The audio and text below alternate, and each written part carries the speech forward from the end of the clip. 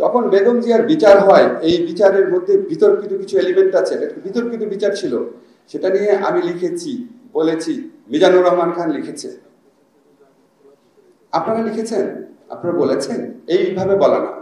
এই যে এতগুলা বছর উনি জেলে আছে, বিএনপিতে কত বড় বড় দেখি আপনার আইনজীবী নেতা আছেন, ঝগড়া করতে করতে আবার একজন একজনকে বহিষ্কারও করেন, ইলেকশনে জিতেন, এত আইনজীবী, বড় বড় আইনজীবী আছেন, আপনারা কেউ কি থরো রিসার্চ করেছেন এই মামলাটা বিচারের মধ্যে কি কি অসঙ্গতি ছিল? আপনারা কি এটা ইন্টারন্যাশনাল যে জুরিস্ট কাউন্সিল আছে, হিউম্যান রাইটস অর্গানাইজেশন আছে, তাদের কাছে দিয়েছেন যে বিচারটা ফ্লড একটা বিচার?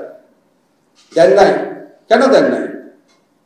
আবার নিজের মনে প্রশ্নটা বারবার আসে, আশ্চর্য কথা, এত বড় একটা সংগঠন, আপনাদের বেগম জিয়া ছাড়া আছে কি? উনি নাই, আপনারা নাই।